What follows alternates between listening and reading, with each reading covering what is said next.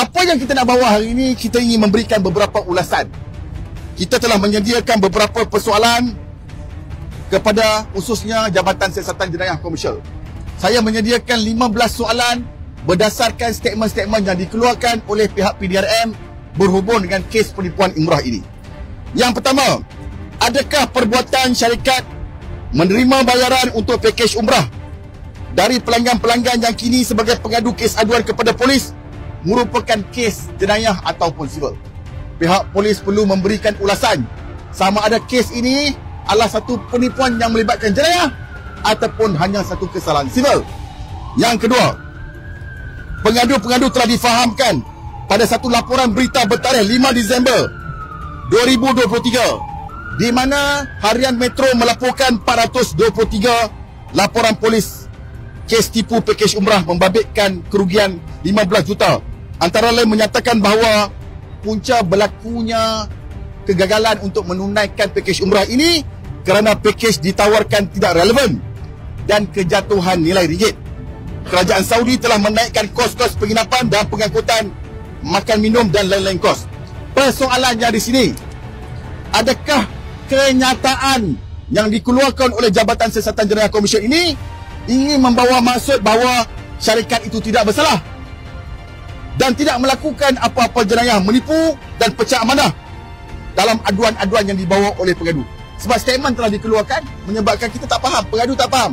Adakah statement itu cuba untuk defense syarikat ini yang dengan atas alasan bahawa kejatuhan ringgit? Adakah itu?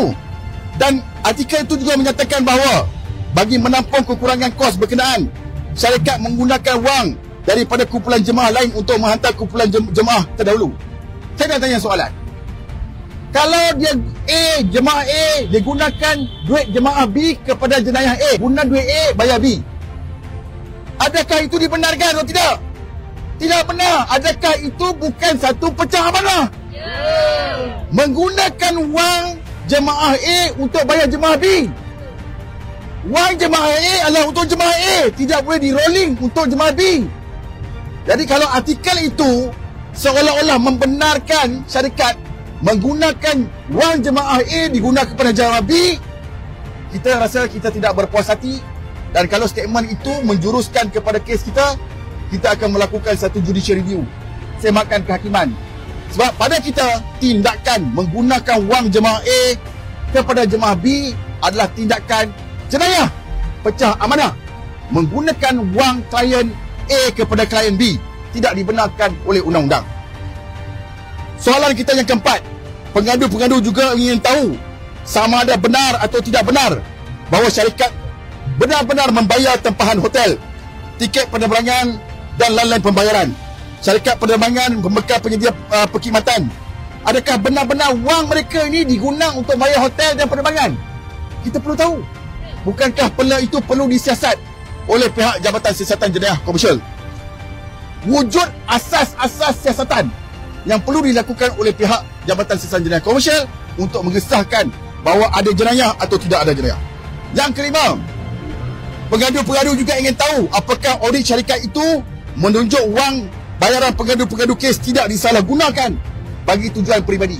Kita nak tahu, adakah benar wang tuan-tuan ini digunakan untuk bayar hotel ataupun digunakan untuk kegunaan sendiri? Kita tak ada kuasa dan siasat. Kita bukan polis.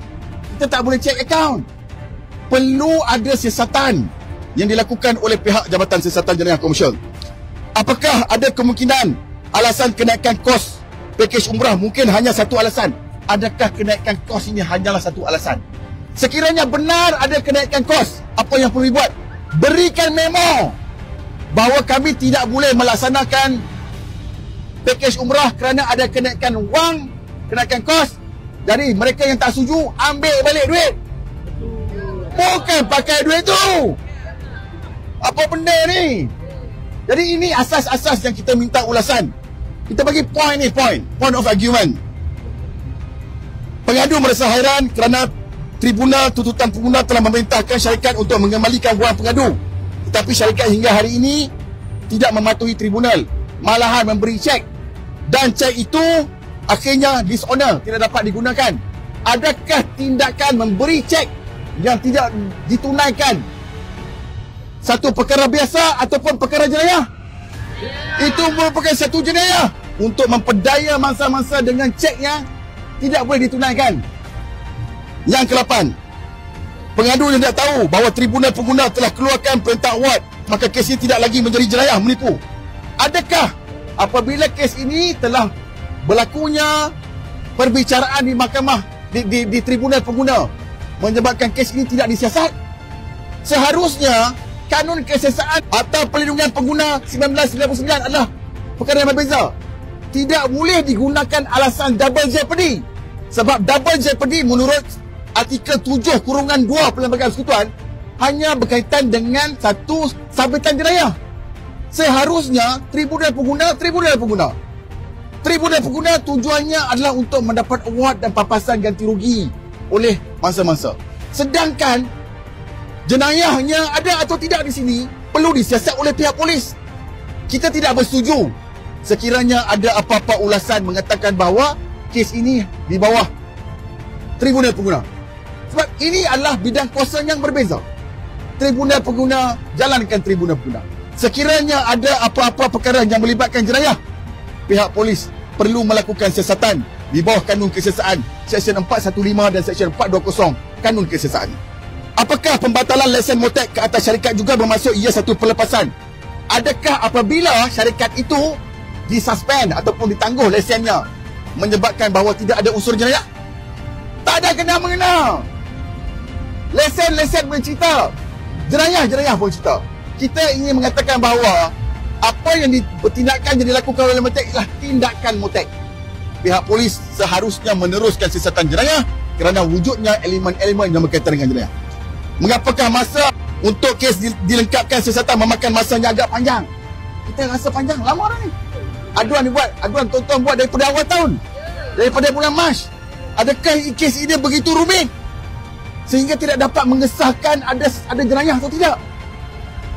Apakah benar pengarah syarikat tidak salah guna wang untuk kegunaan peribadi? Jika wang jemaah digunakan kepada A kepada B, adakah itu bukan jenayah? Adakah syarikat benar-benar terbeban dengan kenaikan kos? Semua soalan-soalan ini kita telah nyatakan kepada pihak PDRM supaya kita meminta dia menyiasat 15 persoalan yang kita nyatakan dan kita minta ulasan itu dijawab kepada pengadu-pengadu.